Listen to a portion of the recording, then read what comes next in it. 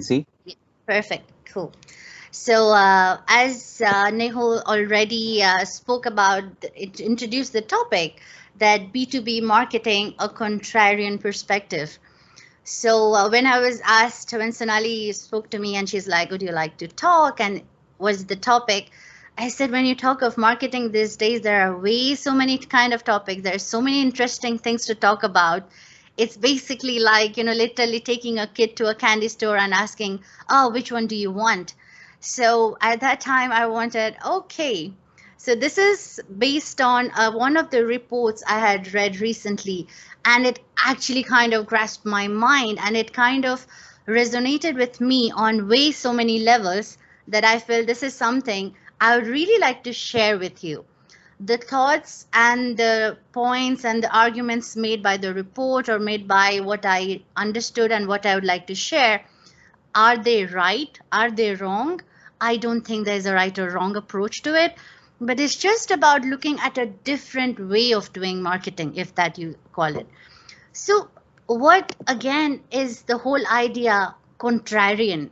Are you contrarian? Like, do you consider yourself contrarian? What does it mean even to be a contrarian? So, if you define it very simply, contrarian is contrary to popular beliefs. So, anything which is unconventional, which is different, a little away from what everybody is doing, I think that is contrarian. Am I contrarian? I would like to think so. But we are talking here more about the contrarian aspect of marketing. About my contrarian ways, we will meet and talk. But in terms of contrarian in marketing, it hasn't been a very prevalent concept, if you might say. But contrarian is investing is very popular. So in finance, you have these people and companies who go completely against what the market trends are. So if everybody is buying, these people start selling. If everybody is selling, these people start buying. They will at times, buy the distressed stock and sell it later at a time when it is super profitable. Does it always mean it is super successful? Not really. But why not try it? There's always a chance to win. And I always say, like, if you go the same road that everybody is going, the max results you can get is average or below average at times, a little above average, but it's never going to create that dent you really like to create. So if you want to create the special, you have to take a separate road. So it's all about saying, what if? We always have the fear, what if this goes wrong? What if it doesn't work? What if somebody will say something? But why not? How about we go about being bold, being brave, and being you, and take a risk, but calculated risk maybe, but go for it. So this is where I read the whole report. So LinkedIn has this arm, the B2B Institute, who do a lot of studies and research into how B2B marketing is working today, how it will be working in few years from now, and how effective is it.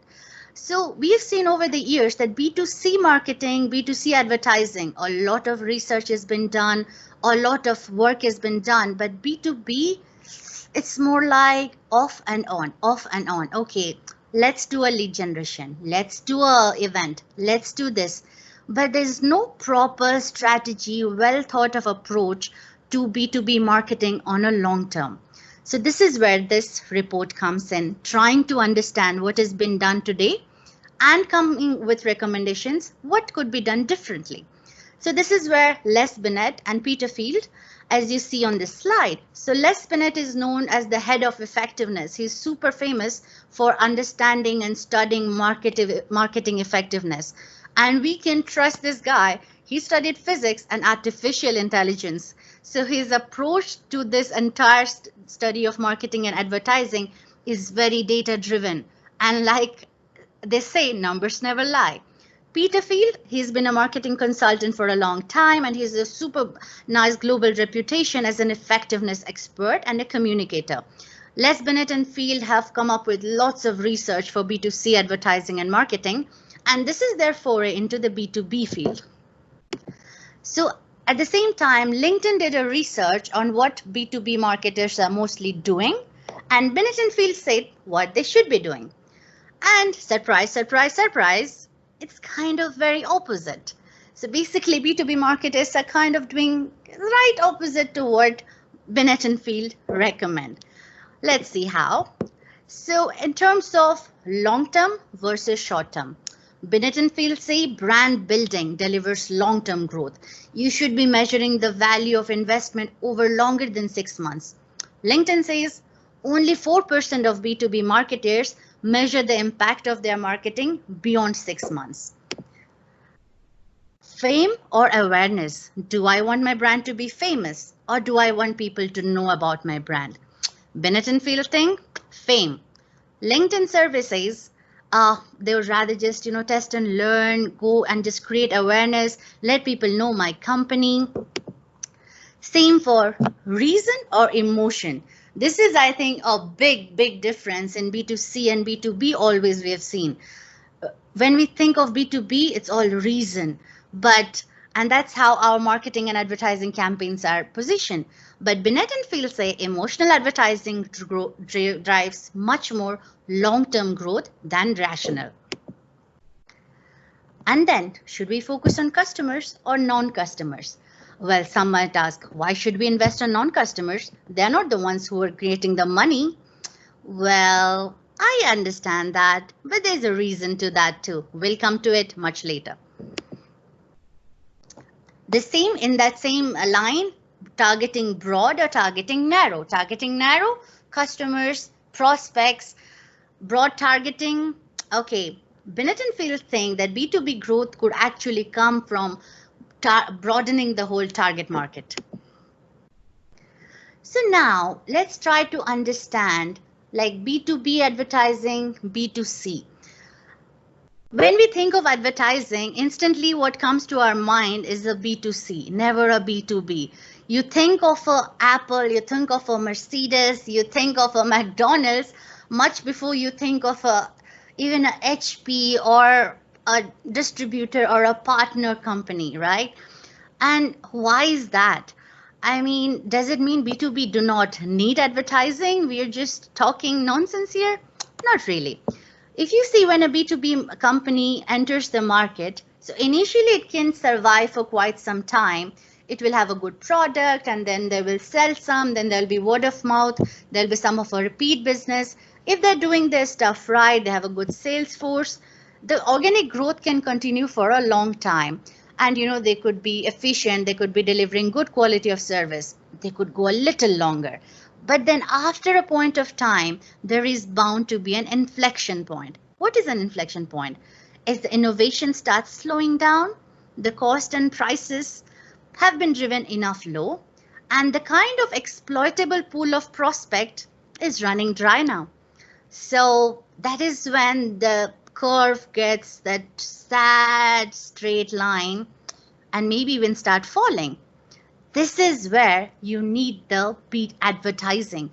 What advertising does or a brand building does is it enhances the organic growth, it augments the organic growth, and as a result, you delay the inflection point or you are always growing so that you do not reach to the point where you have nothing else to sell or nobody else to sell to.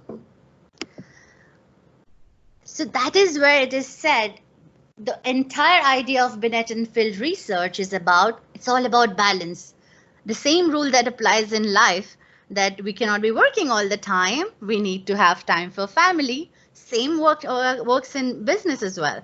It's about the balance between short-term, long-term, volume, price, awareness versus fame, reason versus emotion, narrow targeting versus broad targeting, customers versus non-customers. It's about finding that fine balance. So what Binet and Field and this report came up with is 5 principles of B2B marketing. Invest in share of voice, balance brand and activation, expand your customer base, maximize the mental availability, and harness the power of emotion. That's a lot of points for this little meeting that we have. So I want to touch upon the 3 most favorite points of mine, which really spoke to me. And I would love to know what you think about each of this. If at any point, anything that I'm saying, you feel you don't agree or you have a different point of view, please use the chat button, type it across, and let's have a chat at the end of the presentation. Let's talk. I want to know what you think. I want to tell you what I think. All right. So the first is balance, brand, and activation. Before we dig in, what are we talking here? We're talking about brand building and sales activation. So, sales activation versus brand building.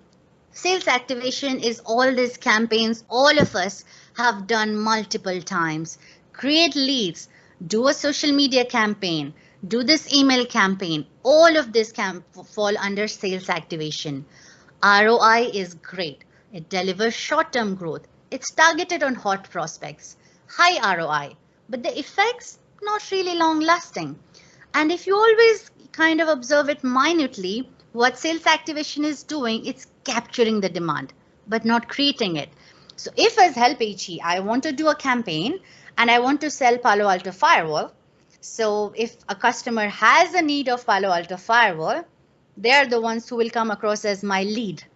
And so basically I'm capturing the demand. But if somebody is not thinking of Palo Alto Firewall, I won't be able to convince that person to just buy it by my sales activation process. Contrary to this is the brand building. What brand building delivers is short and long-term growth. And it also targets future buyers. It creates demand and captures it too.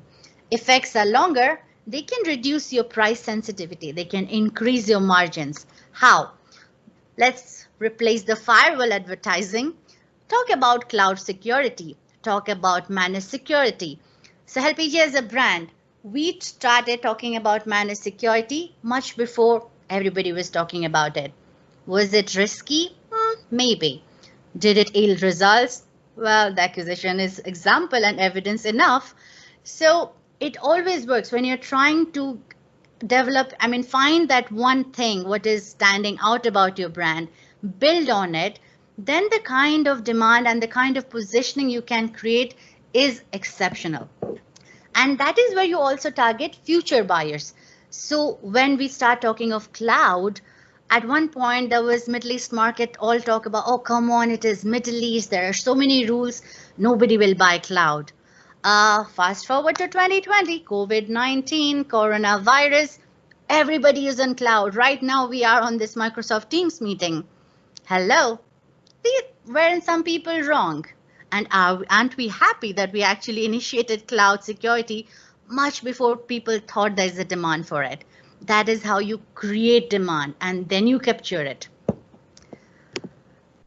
So this is where we see is about out of market buyers. They are a great opportunity for growth, but we don't think of them. So in market buyers are the buyers who are present in the market today. They could be our customers or our prospect customers, either this year or over the next 1-2 years. Out market buyers maybe even in universities, for God's sake, but we have to deliver an emotional message to them, have a broader targeting, and the metrics for them are going to be different. It is going to be memory metrics, not sales metrics, but the results will be great. So when you kind of try to see brand activity to create demand, then activation to convert that demand, can we focus on one of them? No, it's not going to work. But what we need to do? Balance. Balance is the word, my friends. So it's all about on a B2C, when you see the average, as you can see, so the blue stands for the brand, the magenta stands for the activation. So the B2C is focused more on brand building and lesser on activation side. It's a little bit different from B2B. So B2B, it can be a little bit more on the sales activation side and lesser on the brand side. But we need to make sure we have the branding element when we are deciding our marketing strategy, because otherwise we will not be relevant in a longer span of time. We will not stand out as a leader. We will be lost in the market. The next comes maximizing mental availability. What is mental availability? Just as it says, how available your brand is in the mind of your customer. That is, the more you maximize it, the more you sell.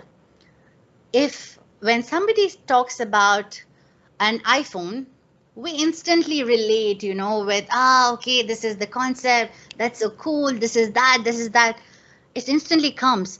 But if, I don't know, like a brand launched 2 years ago and they talk to you about it, it'll be like, what? We don't know about it. And the same thing apply. Think of food. When you're really hungry and you have this, and okay, I really need to order something and eat. McDonald's burgers all the way. Do I think of a Zuma? Not really. Does that mean Zuma is less good or like worse than this? Not really. They are great. But the mental availability of McDonald's has built as a brand is much higher. And that is where they take the cake. So we've always seen the brands with the most mental availability have the highest share of mind. So there's 3 phases as you can see. It starts from awareness. I think about this when I hear its name. Salience. We should always be striving for this, that the customer should think about your brand when they're planning to buy. Fame is what we should strive for. Everyone thinks about this brand all the time. Have you ever just thought about it? The recent campaigns, there is COVID, Black Lives Matters, the Kobe Bryant case, everybody. Did you see all the big brands? They had a particular messaging around it. Why does that matter? SAP, they could talk about their solutions. Why are they talking about Black Lives Matter? Is it going to actually make more customers? Not sure about that. But the way the market is changing, the values, the kind of mental availability you build up is what will finally lead to the people to make a decision. So B2C has always banked upon it. The smells of a Starbucks, the smells of a McDonald's fries, or when you think of Mercedes, you think of a Tesla, there's a particular message or image that forms in our mind. That doesn't happen that much for a B2B maybe. And we kind of tend to think that, B2B customers are rational. They think a lot. They're logical. But if you just stop for a second and think, it's the same pool of customers. For some products, they're B2B. For some other products, they're B2C. They're the same human beings.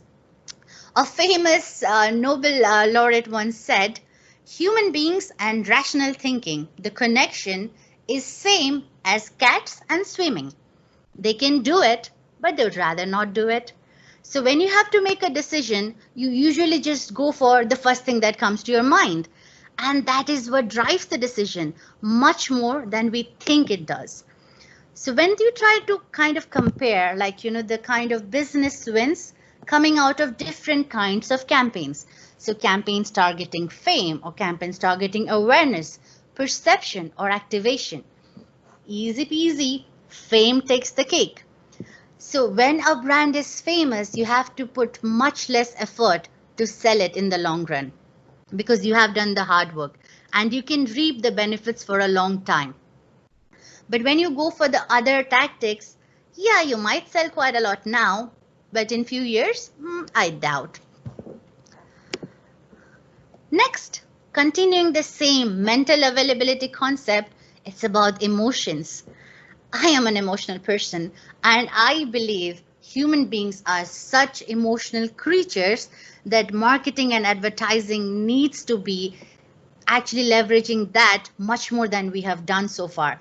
B2C has done it so successfully and B2B needs to get on track too. When you always see, have you seen this really nice ads, by like fancy cars, our favorite brands, or like designer clothes? The ads are so bold and so vibrant. And you think of IT ads, two people, a computer screen maybe. Maybe you have seen it in so many places, right? Why? I mean, why does B2B have to be boring? Who defined it? And whoever defined it, let's try to change it because we can. The market is changing. The generations are changing from silent generation to baby boomers to generation millennials to generation Z. Do you really think this generation Z will be impressed by this boring ads, boring campaigns, product. Not really. We have to talk to them in a language they understand, something that resonates to them. We have to make sure our brand values resonate to them, speak to them. Then only they would be our customers. They would think of us a lot. They would think of us when they're making a decision, and they will be coming to us when they need the product or service we are selling. And they might even come to us to say, why don't you sell this? Because if you sell this, I might buy because I trust you as a brand. That is the brand perception you have created. So you kind of, so because if you still might have doubts, which is fair, they try to compare emotional versus rational, the effect on decision making. So they did it for B2C, they did for B2B. So if you see the graphs here is emotional higher than rational, 26% in B2C, 30%, no, 35% in B2B. If you see the overall graphs don't actually look very different, but though one is for B2C and one is for B2B. So yes, there are decisions where rationality takes a lead. There are decisions where rational and emotion are 50-50. And there are still almost 30% of the decisions where emotions are the guiding factor. So let's talk of an example. So everybody knows BT. So BT had this really bad crisis in 2015. So at that time, the B2C business started suffering, and this kind of slowly led to the B2B business also suffering. In a way, they were related even before they realized they were. So obviously, the kind of image BT had in the market was kind of not so positive, and this affected them in a big way. So they had two options. They could go the same route. Let's try to do lead generation campaigns. Let's try to do a trade show. Let's try to do a social media targeting. Normal, right? B2B, why do anything else? But then they kind of went into a little different probing mode. They did a research of understanding customers. They do this research with Google. They kind of realized that emotions are actually affecting the decision making much more than rationality in many of the cases. And no, not only for B2C decisions, also for B2B. Second thing they discovered, they used to target, B2B products for CIOs, CTOs, IT. But they realized the decision makers and the audience was actually broadening. The bigger boardroom was participating now. A CEO was listening. A CFO was listening. Are they really interested in the technical product messaging? Not really. So this is where they went for a different campaign. They went for an emotional campaign where they launched this really nice videos, people appreciating each other, appreciating the value of communications, being connected. These videos did so well. The campaign ran over 2 years, and in 2 years, the results that were generated were mind-blowing. So basically, they realized that from the research they had found, the brand image or the way the BT was perceived was very cold, dry, too corporate. But after this, people saw the human side of them. The brand image improved, and as a result, B2C improved, and gradually the number of times BT was considered for B2B decisions, that improved. And in terms of numbers, if you are asking, the cost per acquisition over these 2 years of the campaign went down by 17%. And the profit from the campaign, the ROI increased by 316%. No jokes there. And even more people tried to dig even deeper to understand how effective that was. 23% of the entire media driven sales came from these 4 or 5 videos that they did, because suddenly people were not interested in the technical jargons anymore. They saw BT as the brand, as the values, as the emotions behind it, and it actually paid off. So I don't think we should ever be scared of trying it out. And just because everybody is doing it or has to be done it in this manner, we do not need to do it. Just continue doing it. So again, just to summarize, so there are the 5 steps. And honestly, if you see, every step is related to the next. Mental availability, make people think of you all the time. The more they think of you, the more is the chance they will buy from you. Share of voice in the market. Unless you are thinking of how much of a voice you have in the market, the dollars are not going to come on their own. Sorry.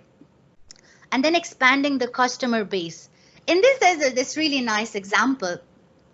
There was this insurance company which used to have like a gecko or a lizard as its brand mascot animal, whatever you might call it. So when they were doing it, everybody will be like, why does an insurance company have this animal as its mascot? Well, didn't make sense when you look at it that way. But maybe there was this, as kids, there might be a kid, there might be a university graduate who saw that. Later, he is the CEO of a company, he is the decision maker of a company, and he needs to buy insurance for something. The gecko comes to mind much better and faster than some very corporate, very technical messaging. Does that mean we change all our brand logos and mascots to tigers, animals, and lizards? I don't mind. That'll be fun, right? But yeah, maybe not. It's all right. We have to have a balance. But it's all about thinking in that direction. I always kind of related with the cloud adoption. That when you do think about cloud, it's not like instantly you put everything on the cloud, right? It's step by step. First this, then this, then this, and then maybe all of it. And that's the same way you think in this. And then the power of emotion. That always stands good. Do not forget, B2B products and services are not going to be bought by buildings. If you want to target ENBD as your customer, that ENBD office you are seeing, that office is not going to take the decision. It's going to be the people inside that who will make the decision. And they are consumers, they are customers. They are the C of B2C. And they are the same people who are the B of B2B. So it's the same people. Don't forget, cat swimming, humans rational thinking. They can do it, but they would rather not. Brand and activation balance. Again, the same. We have to have balance, balance, balance. And mental availability. Coming back to the same. So basically everything boils down to that.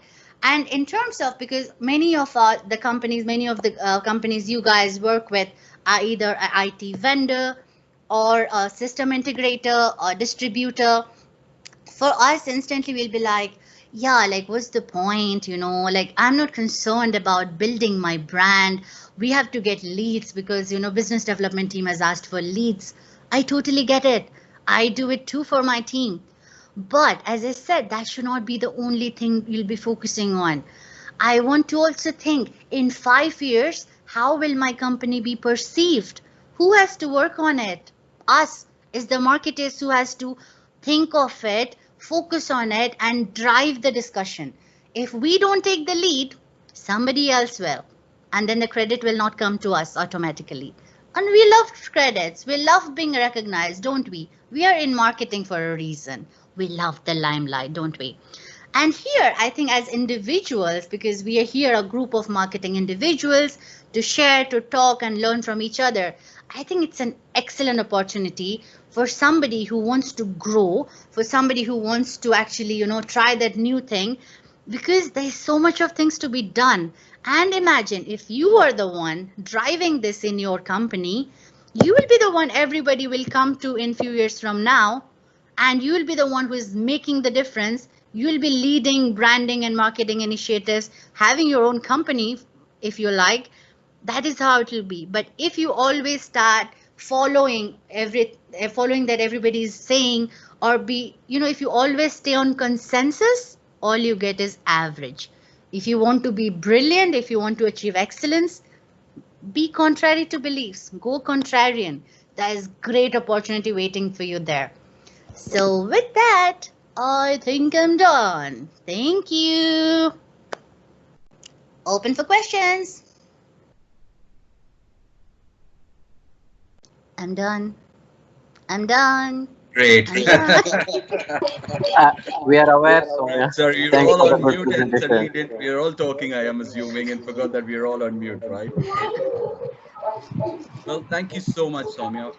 First and foremost, I think it was an absolutely brilliant topic to touch upon, right? And when you're talking around all the different examples and you actually start thinking of different brands that have made a difference, right? And unfortunately, you can't find a single B2B brand which you resonate with from an emotional or you know from a mind share standpoint, right? Of course, over the years there have been different organizations which have marketed themselves brilliantly, right? But maybe in different manners, right? So when you look at it was the big blue IBM a couple of decades ago, Yep. right? Which is like you buy IBM, you don't get fired, kind of thing, right? To Cisco today, maybe when you buy Cisco, you don't get fired, right? And stuff like that. And I think that's where they've made their niche or their mark from a brand recognition or the power of their brand standpoint. But when you overall look at the rest of the players that we encounter on a daily basis, right? And it's something to really take into mind and take home, right? That we need to ensure that uh, we're looking at that long-term thought process, right? Whether we're a reseller, we're a distributor, we're a vendor, kind of thing. And I think, we've got vendor, we've got distributors, we've got partners, we've got marketeers on this forum today, which is brilliant because we actually got the spectrum, right? And you come down and boil down to the age-old argument that brand building is typically the vendor's role, right? And why should I invest in brand per se if I'm a distributor or if I'm a reseller partner or if I'm a services partner, whichever way it might be. And I think over the years, uh, that's been an argument that has gone back and forth, right? That yes, the vendor, of course, is investing in their own brand per se, but you are doing your business, right? The vendor or the technology or the product is a medium to drive your profitability, your revenues. You need to ensure your brand is as resonated, right, as your principles are, right? And I Yep. think that's something. So it is good to see what these statistics that you've put up today, right, on the research in terms of how people typically view it and what. And absolutely, we are emotional creatures, right? We're not.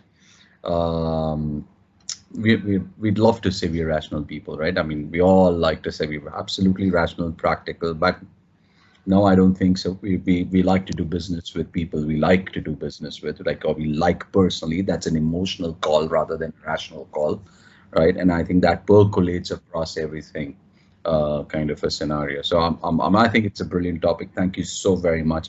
I really want to open it up Thank for you. everybody else. I know we've got a shorter group today, but it will be good to make it, and that would help. I'm hoping it becomes more engaging because of that. Yes. Let's hear others' views, maybe questions that they might have for Yes. you. Yes. I'm all up for it. Brilliant, brilliant. Soumya, But thank you I'll so ask you to much. stop I highly sharing if you appreciate don't mind, it. and let's Yeah. switch on the videos if you guys can, so that we can, see each other and have a more engaging discussion.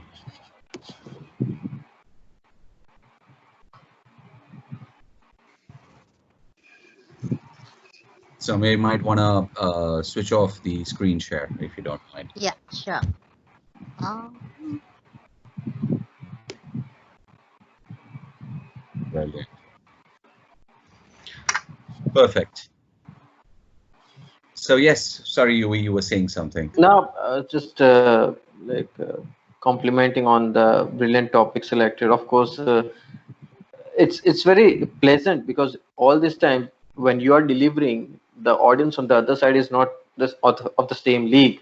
Importantly, so here when we are all on this forum and we all come from the similar background, it's so vital that you are learning or you are just probably learning about something which is a part of our day-to-day routine, but the enhancement doesn't come because you don't get, I mean, that rational thought never comes on that side. Now when you see that getting presented, it's like somewhere, okay, how this has been working, even though some of the theory, some of the things which are part of our daily routine or our daily operations, because but when again getting presented by someone else, you start thinking, okay, this is how it is, okay, this it could have been.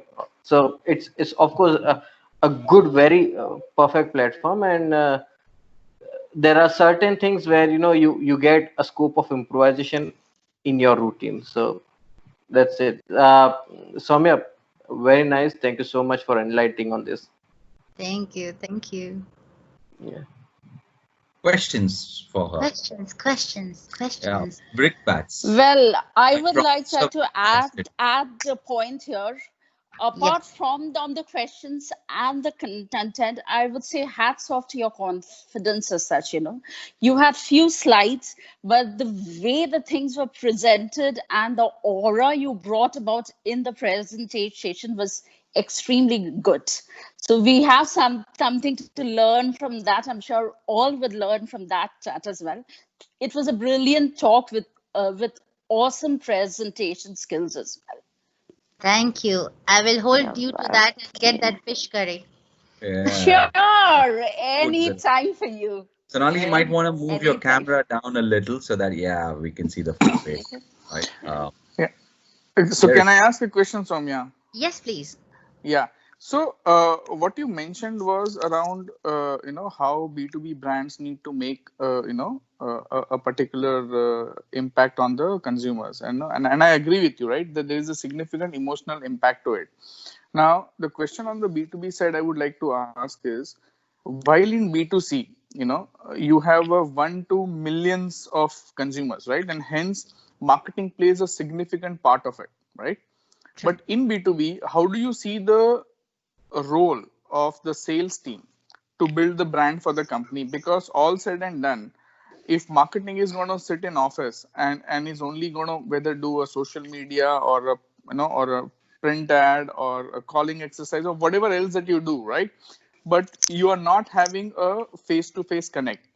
Okay, whereas the sales guy is the guy who is on the ground taking the principles, taking the the relationship to a particular level, where and all of us know, right, if somebody has sent me even 25 emails, but Yep. if I have met up with the person even once or twice, I would have a significantly different impact and an understanding of who the person is, right?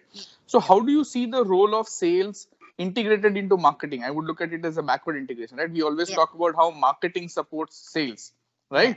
Now, how Yeah. would the sales want to support the marketing team with Yeah. this kind of this, and what would your expectation from the sales team would be? Yeah. So again, like this is completely as my personal opinion. I had the same conversation. At times they used to say, whatever the sales say, the marketing has to provide. I'm like, I want to change that. And how about we say, let's talk and decide what to do and how we talk to the customers, right? So sales can say, you know what, customer is not interested. I know they will not buy. Why are you trying to force me to sell this? Yeah, of course they're not going to buy. But after, after you send the right message, you tell them what to talk, you tell them how this is actually going to be relevant for them in few years of time or few months of time, then they understand. And once the dollars come coming, they start understanding what you were saying was right. We have had this experience even as a brand when we tried to launch completely niche vendors, right? So we bring a vendor and be like, guys, we have to focus on them, understand, their value proposition is amazing, they would be super useful. But the sales will be like, you know what, I'll rather sell firewalls. So many people are buying, so much of money is coming, I'll not spend time and resource on this. But I think that is where we have to keep driving the discussion in terms of how this is going to be in the future, and how is it going to create the need and drive that discussion. And then maybe, because finally that we have seen the conversions happening, maybe not in 2 months, maybe not in 2 weeks, maybe in 6 months. And once it picks up, it picks so fast that everybody's suddenly on that train. So every salesperson who hadn't got on that wagon, they're like, oh, tell me about this product, because this so and so guy, just they sold it to Majid Al Futem at such a big money, so I want to know that. And again, from how sales should contribute, like you just said, that sales have always been like the front facing, the customer facing, right? So if they go, they're having that conversation with customers, and customer says, you know what, I am not interested in this, then try to find out why they're not interested. What is actually, stopping that thing? Bring it back to the marketing so that we make sure we change the way we speak about it, we change the way we position it in a way that kind of answers the exact concerns of the customer. Because every time the customer is trying to find a solution to their problem at the budget that they have. So first of all, you have to provide a solution to their problem, very directed, and try to show them the money that they're going to put, how it is actually going to save them more money in the times to come. I think if you always have that constant conversation, it will get much better. And again, like COVID, I think has been a great proof that now everybody's working behind Zoom calls and team calls. So everybody's in the same state. So how long will the Vasta thing work? I doubt. Imagine when everything is being sold on cloud marketplaces, will they even care? Yeah, like a 40-year-old or even a 35-year-old guy who is a customer side, he will say, oh no, I know this guy, we go for shisha every now and then, I will just buy anything he sells. But when that guy is going to be replaced by this generation Z guy who is busy on his Snapchat, on his TikTok doing stuff, and he will go to the website and he's like, okay, search, okay, who are all offering this, what is the thing they provide? Oh, this brand, I don't know about this brand, I've never heard of them, what do they even do? Oh, this brand, I love them, they're super eco-friendly, they have this great concept. When I was launching this, talking about Black Lives Matter, the CEO came and actually spoke about it. I love this brand, I resonate with their values, maybe I want to talk to them, they seem to be cool people, they seem to understand my language and speak to me in my language. Then instantly there is a conversation and there will be sales and that will be leading to more sales. So basically, I feel sales going forward will have to become marketeers rather than the reverse way around. Unless they know how to tell stories, Vasta is not gonna be working anymore. So that's how I would like to think. I So can think I it's ask a counter question?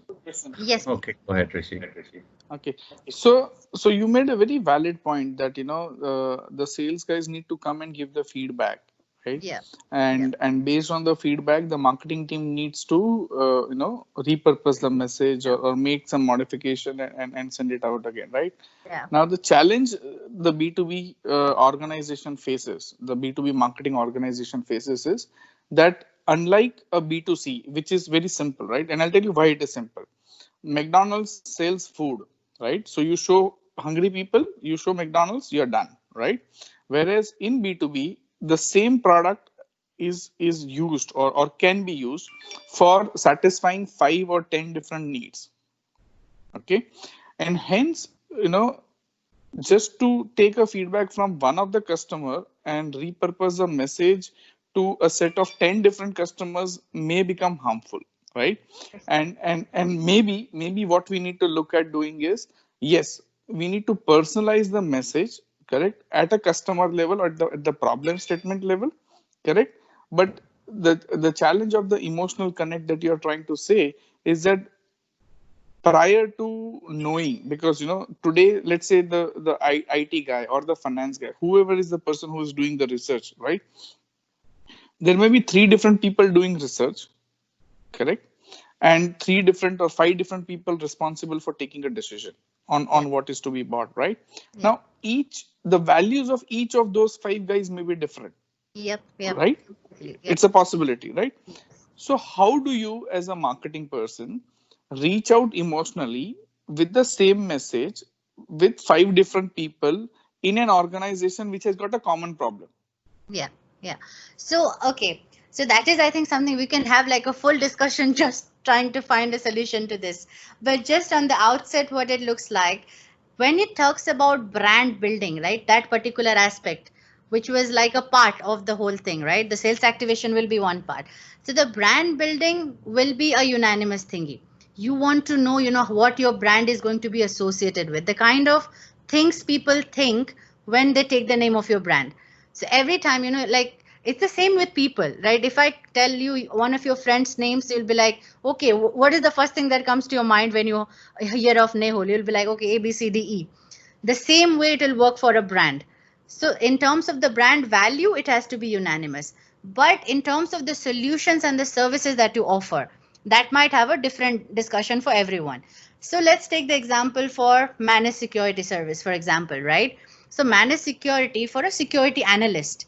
With him, when we are having the discussion, we want to tell how and if we are able to reduce his time which is being wasted trying to find positive, negative, what is the truth, what is not the thing, so he can focus on something better. So he might actually be interested in listening to that messaging because that speaks to him in his language. But if you're talking to the CFO of a company and you're talking of managed security service, show him the value, how much his company will save if they outsource their services to your company, rather than if they try to build their own security operations center, try to hire all these people, bring in the resource, bring in the expertise. Then they suddenly CFO is like, oh, less money, I like this company. So I think, and then from the CEO perspective, now the CEOs always have this thing, right? 5 years plan, 10 years plan, growing the business.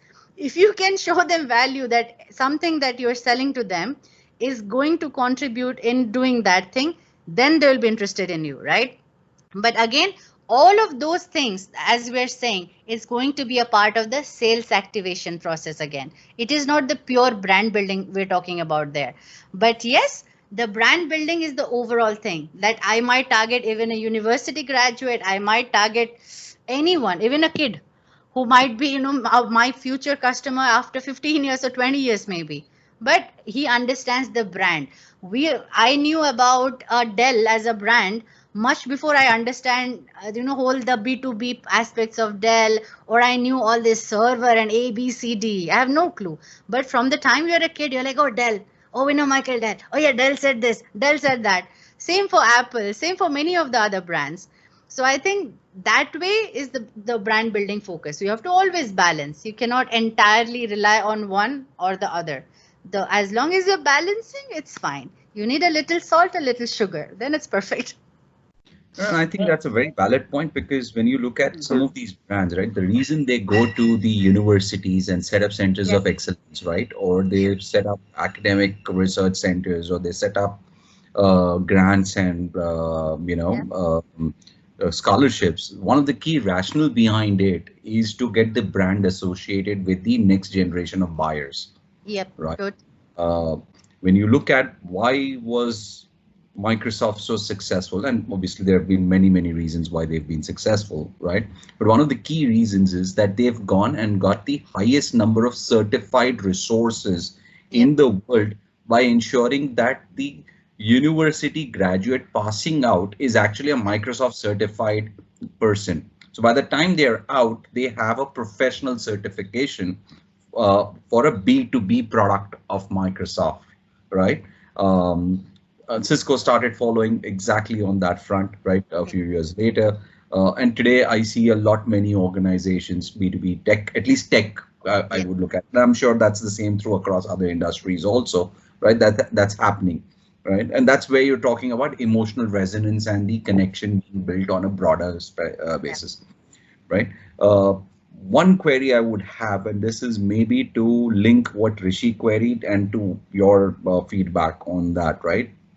Is the brand enhancement internally. Mm-hmm. Right? I mean, I am a very strong believer that all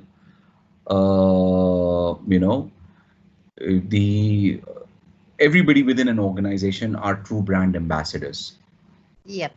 Correct, of your organization, right? But it's very rarely, and it's not just the salesperson, right? But very rarely the rest of the organization plays a role, if I may say so, in promoting the brand of the company they're working with. Yep. For various reasons, right? I mean, obviously, some say that HR has a lot to do with that because HR needs to ensure it's a company they want to work with and engage with and stuff like that, or resonate with the company emotionally, right? The attachment that happens. But from a branding standpoint, right? Unless and until every person associated with um, the entity internally starts promoting, right? If Yeah. you look at it, right, between your organizations, you would have had thousands of employees internally, right? Let's say today between few hundreds and Salat now, let's say few thousands, right? Unless and until each and every member who's connected either on social media platforms or on this thing, right, are tracked and said you need to first ensure you follow like your own organization's page, right, and then Yeah. follow like and share the content that keeps on coming out, right? Yeah. You're not. It's the best marketing arm to suddenly grow like atomic, I would say, Yeah. right? Yeah. Because Yeah. if 1000 people like a post within say 2 hours of it coming live, right, and all internal, nothing else, it suddenly goes on top of everybody's feed, Yeah. Yeah. right? And that's where the whole resonance starts coming in terms of how people, right? The whole disconnect that we have between marketing and not just sales, but the rest of the Yeah. organization, correct? Yes. That I believe is also a broader culprit, especially in B2B. Because in B2C, as Rishi mentioned, it's 1 to 1 million. I can show an emotional messaging, right? I love the Cadbury ads. I love the Amul ads, right? I love the various different brands. Like I love the Vodafone. Remember the Vodafone has Vodafone? brilliant ads. That's what she had Titan on the has a slides. brilliant watch ads they do, right? Very emotional. Google comes out with some brilliant ads these days, right? Around social messages and stuff like that. Uh, you don't see that component coming in within the B2B segment, Yeah. right? Yeah. Yeah. Because in the B2C segment, all I need is 5,000 external individuals who can step out and buy my product from a supermarket or a store or anything, and they promote my brand. In a B2B, my biggest brand promoters are internally sitting with next to me, but none Yeah. of them do the needful that they're supposed to be doing, Yeah. right? So where would you take that and apply the same message that you've just given Yeah. and say, how do I drive it internally? Yeah, so internally, like that's the thing. That's it.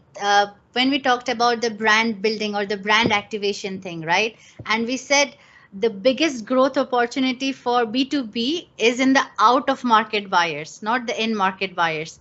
In market will continue activation, everything, blah, blah, blah. So when we're talking of out of market buyers, it's not only the people who are not our customers in 1 2 years, but also the people inside, right? When you build a brand, if I'm why do we like I remember when I used to be like, I would love to work in a Microsoft, I would love to work in a Google. Did I even have any clue about how work is there? Not really. It sounds cool. They come across as the coolest company. I mean, the way their offices, the way their you read their blogs, you read their post, you see the videos, and you're like, I want to be part of that team, because they seem so much fun. They seem to be the like of people I am. So if when we start as B2B brands start focusing on building the brand and having the values they associate the brand with, somebody sitting inside will also take interest. Because otherwise, no matter all the solutions and services, these people are working with it in some way or the other, day in, day out. So it becomes like work for them. They're like, I'm not going to go and again like my company's post. Yeah, they launched this solution, that solution. I'm not really interested. But once the brand building is done, we have that mental availability inside the employees as well. They start feeling, I'm so proud of this company. This is so cool. And tomorrow they might want to talk about it. Just small example, if you see, you go to Kareem, like one of the newer brands, the kind of engagement Kareem has on its own page, on LinkedIn page, from its own employees is brilliant, because Hmm. people are, oh, we are Kareemers, we are proud to be in Kareem, we love our this, we love the way things do. And why? Because they have started and they have learned to speak the millennial language as well. They do not say, oh, I am the CEO, you are the this, you do that. Nobody talks about that anymore. I had a friend's, a friend's cousin going to intern in Facebook. His experience on the third day of internship was Mark Zuckerberg comes and, comes with a beer and is like, oh, hey, what's up? You want to go for a coffee? And he's like, sure. And that is the company you want to be associated with. I don't want to be working in a company where they're like, oh, you cannot talk to the CEO. No, no, no, because you are manager. You cannot think of doing that. And going forward, more and more people will be that generation.